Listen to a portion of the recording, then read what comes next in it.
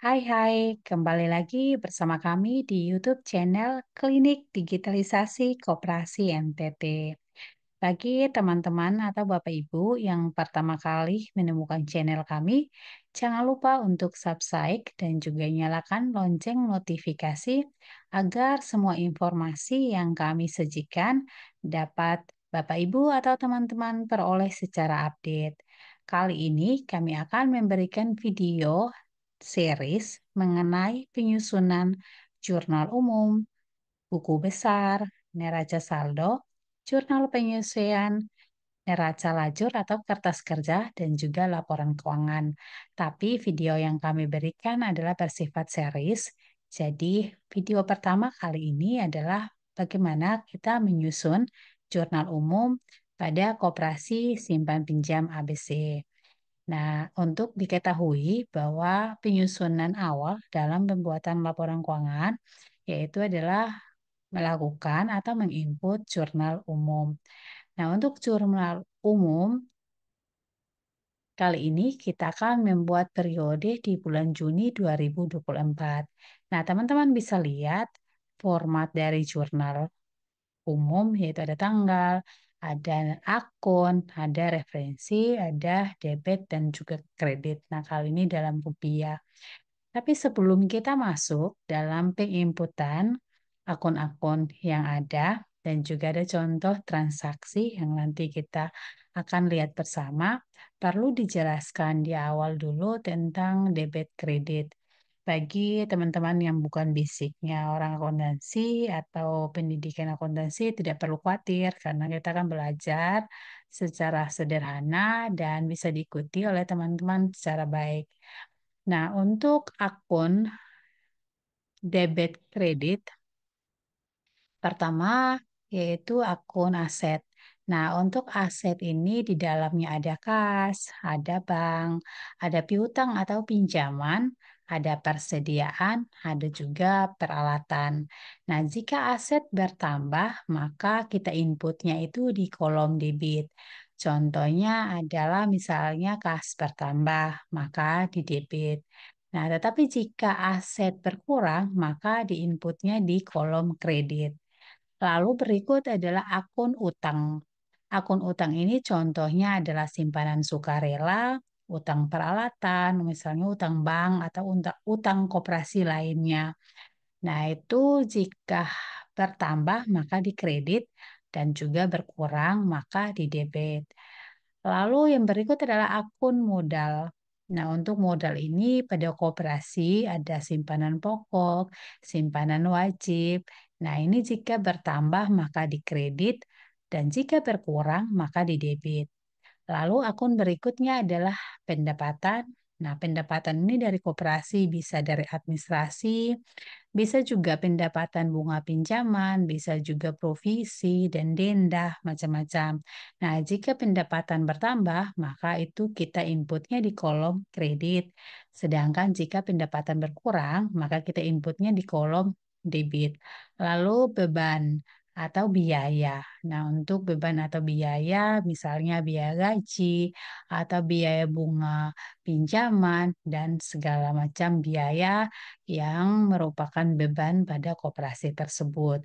Nah, jika beban bertambah maka di debit, sedangkan beban berkurang maka di kredit. Nah, untuk lebih mudahnya diingat, di debit ini untuk bertambah itu hanya di aset dan biaya, sedangkan berkurang itu di kredit. Sedangkan untuk utang, modal, dan pendapatan bertambah maka di kredit. Jadi teman-teman pahami dulu mengenai rumus ada saldo normal dari setiap akun. Sehingga nanti pada saat penginputan di jurnal umum teman-teman tidak bingung penempatan dari setiap akun yang ada. Setelah kita pahami mengenai saldo normal dari setiap akun, maka kita akan masuk ke contoh transaksi. Nah, untuk transaksi di sini kami membuat sekitar 15 transaksi yang ada yang bisa teman-teman ikuti dan peroleh untuk menginput di jurnal umum. Nah, transaksi pertama ini misalnya di sini contohnya ini ada tanggal ya. Tanggal 1 Juni ada calon anggota menyetor simpanan pokok senilai 1 juta. Maka kita harus menginput ini ada transaksinya simpanan pokok, maka kasnya bertambah ya. Seperti disampaikan teman-teman kalau kas bertambah, maka kita akan menginputnya di kolom debit. Dan jika kas berkurang, maka kita akan inputnya di kolom kredit. Kurang lebih seperti itu. Nah, contohnya tadi adalah di tanggal 1. Ini kita Juni 2024 di tanggal, lalu di sini diinput tanggalnya, tanggal 1. Ya, tanggal 1 ini nama akunnya ini kalau misalnya kita tadi ada penerimaan dari simpanan pokok senilai 1 juta. Maka di sini kasnya itu bertambah otomatis karena ada uang kas masuk dari simpanan pokok. Maka kasnya bertambah kalau kita tadi ketahui jika aset bertambah maka itu di kolom debit. Nah, dan kas ini merupakan aset, maka bertambah senilai 1 juta. Kita buatkan 1 juta. Lalu kas ini bertambah di debit 1 juta. Nah, di lain sisi, simpanan pokok juga bertambah, teman-teman. Simpanan pokok bertambah senilai yang sama, tetapi tidak di debit, tapi di kredit. Karena akun tadi normalnya adalah jika simpanan pokok ini merupakan modal. Jadi jika modal bertambah, maka adanya di kredit. Nilainya senilai 1 juta. Nilainya sama. Nah, untuk penginputan ini perlu dipahami. Jadi kalau kasnya bertambah, maka otomatis adalah di kolom debit ya, kurang lebih seperti itu. Nah, kita lihat lagi transaksi yang berikut, yaitu transaksi yang kedua. Nah, untuk transaksi kedua ini eh, teman-teman perhatikan ini di tanggal 2 Juni anggota menyetor simpanan wajib senilai 500.000. Nah, bisa dilihat di sini, maka kita input dulu tanggalnya tanggal 2 ya. Lalu di sini simpanan wajib ini berarti kas ya, ada kas bertambah karena uang masuk dari akun simpanan wajib. Nah, kas ini tadi sudah disampaikan itu di aset. Jadi kalau kas bertambah maka di inputnya di kolom debit ya. Jadi ini kas bertambah senilai 500.000. Jadi kasnya di debit 500.000. Lalu di kreditnya itu adalah simpanan wajib. Simpanan wajib ini merupakan modal, ya, bisa dilihat di sini komponen modal. Nah, ini kita input nilai yang sama. Jadi kalau di jurnal itu adalah berasal dari akun mana dan untuk ditambahkan atau dikurangkan di akun yang mana. Nah, ini harus diperhatikan baik-baik sehingga dalam penginputannya tidak terbalik. Misalnya teman-teman tidak menginputnya yang bertambah di debit itu simpanan wajib ya, kas itu kredit karena itu nanti pemahamannya jadi kebalik sehingga teman-teman perlu memperhatikan penempatan akun-akun yang ada. Kita masuk lagi ke transaksi yang ketiga. Nah, transaksi ketiga ini salah satu anggota menyetor simpanan sukarela senilai 2 juta. Nah, lihat di sini simpanan sukarela itu merupakan utang. Jadi kalau utangnya bertambah maka di kredit. Sehingga kita lihat dulu di tanggal 3. Kita tulis dulu 3.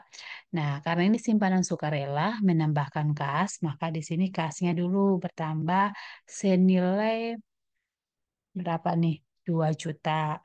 Maka kas bertambah senilai 2 juta. Lalu di sisi lain simpanan sukarela juga ikut bertambah. Nah, simpanan sukarela ini merupakan simpanan ke di utang ya. Jadi ini kapanpun bisa diambil oleh anggota koperasi simpanan yang bersifat tabungan. Lalu setelah itu kita input lagi yang transaksi keempat. Nah, transaksi keempat ini di tanggal 4 Juni terjadi pemberian pinjaman kepada anggota senilai 2.500.000. Maka kita input dulu tanggal 4. Nah, untuk tanggal 4 ini bagaimana pencatatannya di jurnal umum? Nah, ini transaksinya adalah pemberian pinjaman. Artinya bahwa pemberian pinjaman ini di aset ya. Jadi ada aset yang bertambah. Nah, kas juga diambil dari kas, maka kas juga ikut berkurang. Nah, kalau aset bertambah maka di debit ya. Perhatikan kolom debit. Maka di sini ada pinjaman bertambah, yaitu pinjaman. Nah, ini teman-teman bisa tulisnya pinjaman atau piutang. Ini boleh ya, pinjaman atau piutang ya, tergantung teman-teman lebih familiar yang mana. Nah, kalau di sini pinjaman atau piutang itu di debit karena pinjaman dan piutang ini bertambah senilai 2.500.000. Nah, sedangkan kasnya berkurang, teman-teman. Kasnya berkurang senilai yang sama 2.500.000. Nah, ini perlu diperhatikan eh, dengan baik penempatan akun sehingga tidak terbalik. Lalu kita akan masuk ke transaksi yang berikut, itu masih di tanggal 4 juga. Itu anggota yang meminjam, ini meminjam 2.500.000 itu dikenai biaya administrasi pada saat meminjam. Nah, untuk peminjamannya ini nilainya adalah 2.500.000 dan administrasinya adalah di sini nilai administrasinya adalah senilai 25.000. Maka pencatatannya adalah di tanggal kita tulis dulu tanggalnya masih tanggal 4. Lalu di sini pencatatannya kasnya bertambah. Di sini kasnya bertambah senilai 25.000. Jadi karena kasnya bertambah ini di kolom debit ya. Lalu kita masuk lagi karena kasnya yang bertambah, kita mau lihat kasnya bertambah dari mana. Nah, kasnya bertambah dari pendapatan administrasi. Jadi pendapatan administrasi juga bertambah. Pendapatan administrasi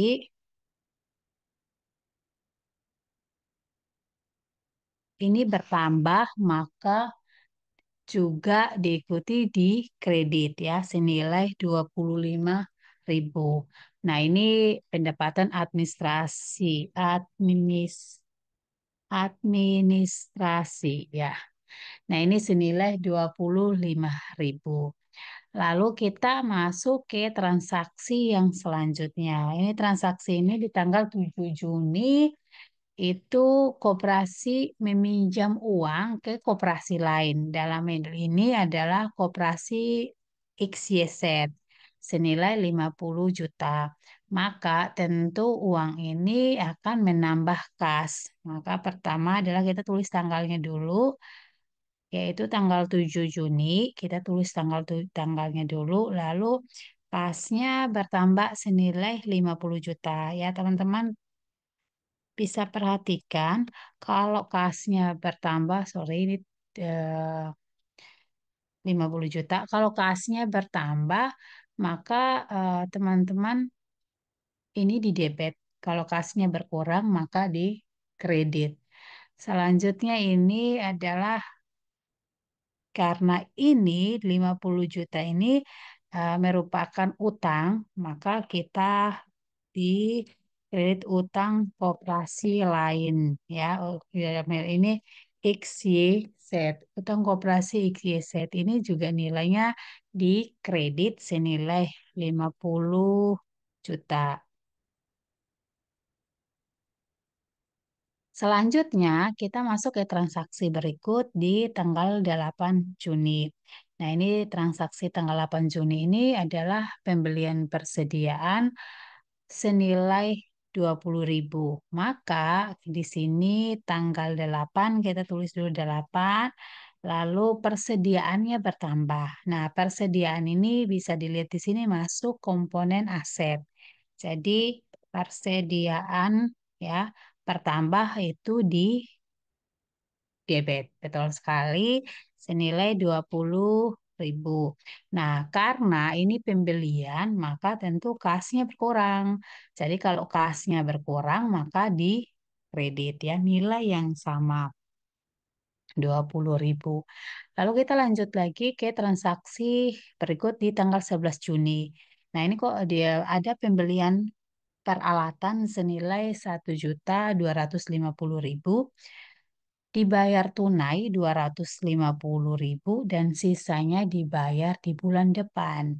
Nah, perhatikan transaksi ini ada 3 transaksi yang nanti dalam pencatatan akunnya masing-masing. Pertama adalah pembelian peralatan. Peralatan ini masuk ke aset. Nah, karena aset bertambah, maka di debit. Jadi kita catat dulu di tanggalnya tanggal 11. Di tanggal 11 ada ya ini peralatan. Peralatan bertambah ya, peralatan bertambah nilainya adalah 1.250.000. Nah, teman-teman bisa lihat di sini adalah nilai peralatan. Tetapi dalam pembelian peralatan ini dibayar tunai atau diambil dari kas itu 250.000. Maka kasnya berkurang senilai 250.000 di kredit. Lalu berarti masih selisih nih 1 juta. 1 jutanya dibayar menggunakan utang. Jadi ini utang peralatan. Jadi ini utang peralatan senilai 1 juta. Jadi kalau utangnya bertambah, maka di kredit. Ini bisa dilihat ya rumus di sini. Utang bertambah, maka di kredit. Ini ada plus minusnya. Sehingga nilainya sama di sini. Peralatan nilainya 1.250.000. Ini dijelaskan dari kas dibayar secara tunai 250, sedangkan utang 1 juta.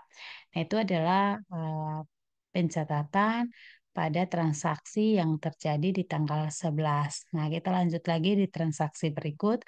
Ada pemberian pinjaman kepada anggota senilai 35 juta. Maka di sini kita catat dulu tanggalnya 17. Lalu kita masuk kepada pinjaman. Nah, di sini pinjaman atau piutang ini adalah bertambah, teman-teman. Maka adanya di debit. Nilainya adalah 35 juta. Sehingga teman-teman bisa perhatikan di sini pinjaman ini masuk komponen aset. Setiap aset yang bertambah dan biaya yang bertambah itu di debit. Kalau berkurang di kredit ya. Nah, maka pinjaman atau piutang bertambah, sedangkan di sini ada yang berkurang yaitu kas. Kasnya di kredit senilai yang sama 35 juta juga. Nah, teman-teman ada yang masih bingung kah? Jika masih bingung, jangan lupa untuk komen di kolom komentar sehingga kita bisa dapat belajar lebih detail lagi. Nah, kita masuk ke transaksi yang selanjutnya. Nah, transaksi selanjutnya ini juga di tanggal 17 Juni. Anggota yang meminjam 35 juta tadi ternyata dikenai biaya administrasi. Sehingga di sini kita tulisnya seperti apa, teman-teman? Nah, kita taruh dulu tanggalnya tanggal 17.